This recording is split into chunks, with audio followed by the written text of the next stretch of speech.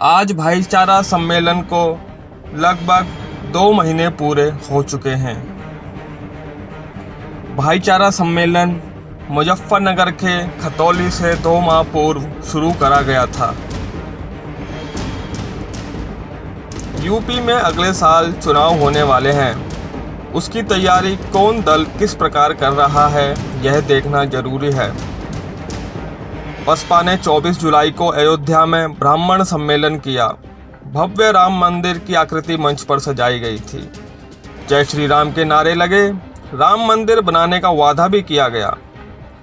उसके बाद सपा ने भी राज्य के जिलों में ब्राह्मण सम्मेलन करने की घोषणा कर दी। दोनों दल ब्राह्मण मतदाताओं को लुभाने में लग गए। इसी बीच राष्ट्रीय लोकदल ने भाजपा और संघ की प्रयोग स्थली रहे मुजफ्फरनगर में भाईचारे सम्मेलन करके एक नई राह दिखाई थी। लोकदल के इस सम्मेलन की सोशल मीडिया पर भी खूब सराहना हुई। सम्मेलन में वक्ताओं ने हिंदू मुस्लिम भाईचारे पर जोर दिया। चौधरी अजीत सिंह की विरासत को आगे बढ़ाने का संकल्प लिया। लोकदल की इस बेहतरीन पहल को बड़े मीडिया समूहों में जगह नहीं मिली, लेकिन गांव और कृषि की खबर देखने वाले या देने वाले समानांतर मीडिया में इसकी चर्चा खूब रही।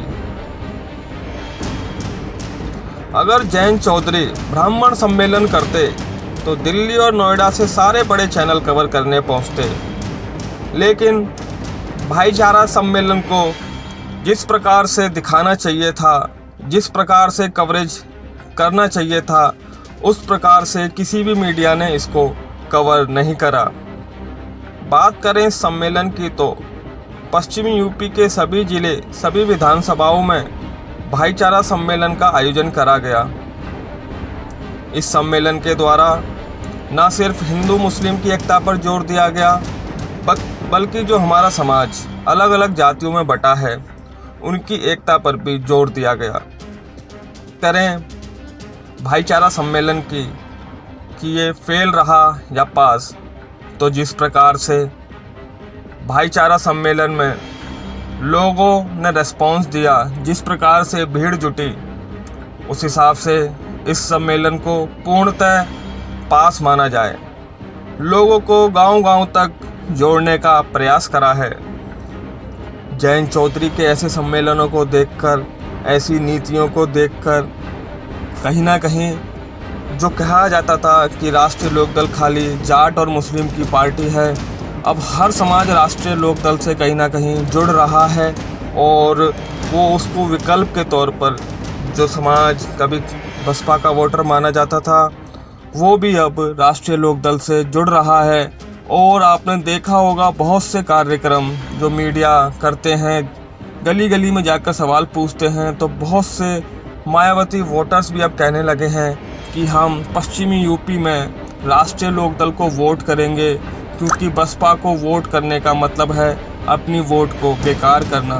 तो कहीं ना कहीं इस तरीके के कार्यक्रम से वो हर समाज राष्ट्रीय लोकदल से जुड़ा है, जो पहले राष्ट्रीय लोकदल को सिर्फ जाट या मुस्लिम की पार्टी बताकर दूर हट जाता था।